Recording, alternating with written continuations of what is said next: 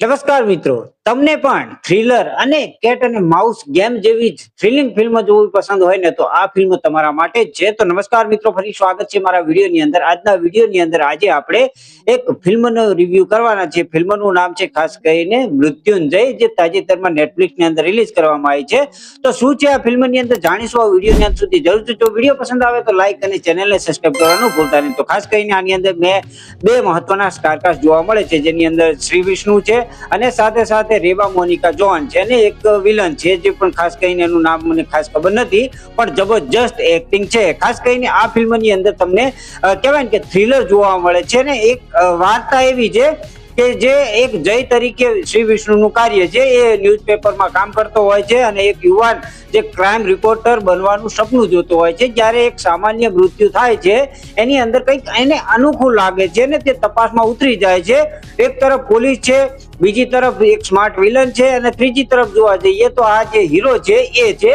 હવે ત્રણેય વચ્ચે કનેક્શન ચાલતું જાય છે ને પછી છે ધીરે ધીરે છે ને કેટ અને માઉસની ગેમ જે રીતે ચાલે છે ને એ જ રીતે હીરો અને વિલન વચ્ચે જે કેટ અને માઉસ ફાઇટ જોવા મળે છે, જે શરૂઆતથી એન્ડ સુધી તમને જોડીને રાખે છે. ફિલ્મની સ્ટોરી લાઈન એ ગજબની છે, જેની અંદર થ્રિલિંગ મુવમેન્ટ પણ જોવા મળે છે. સાથે સાથે એક મર્ડર જે વિલન કરે છે ને એ જોવામાં તમને જોરદાર રસ પડવાનો છે, કારણ કે કોઈ પણ હિન્ટ આપ્યા વગર એ ખૂન કરતો હોય છે. અને એ પણ આપણે ખાસ કરીને એક ફિલ્મ હોલિવૂડની જોઈ હતી, એક્સિડન્ટ મેન, જેની અંદર એની સ્ટોરી લાઈન એવી હોય છે કે જેની અંદર શું હોય છે કે કોઈને પણ મારવામાં આવે ને તો એક જાતનો એક્સિડન્ટ થી મર્યો હોય ને એ ટાઈપનું ફીલ કરાવે છે. એ ટાઈપનો કહેવાય કે એરિયા ક્રિએટ કરે છે ને એ ટાઈપનું એને ખૂન કરતો હોય છે.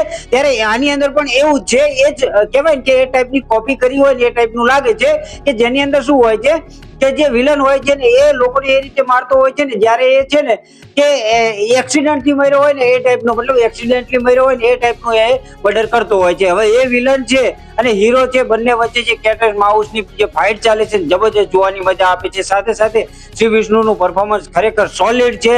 સાથે સાથે તેને કોમેડી છોડીને સિરિયસ મોડ કહેવાય ને કે ઓન કરી લીધો છે, જેની અંદર આપણે પાછલી ફિલ્મની અંદર પણ જોયું હતું કે જેની અંદર શું છે વિષ્ણુ વિનાય જેનો આપણે રિવ્યુ કરેલો છે, જે કોમેડીની અંદર કેમ કે ફાડી નાખ્યા હતા. એની પછી જે ખાસ કરીને બહુ બધી ફિલ્મો એને કરી છે કોમેડીની અંદર, પરંતુ આની અંદર કોમેડી છોડીને જે સિરિયસ રોલ ભજવ્યો છે ને જબરજસ્ત ભજવ્યો છે. સાથે સાથે કેટલાક સીન્સમાં તમને સસ્પેન્સ અને ટ્વિસ્ટ પણ જોવા મળે છે. આની ફિલ્મની સિનેમેટોગ્રાફી અને બેકગ્રાઉન્ડ મ્યુઝિક પણ જોરદાર અને સાંભળવા લાયક બનાવ્યું છે, જેથી જોરદાર જોવાની મજા આપે છે.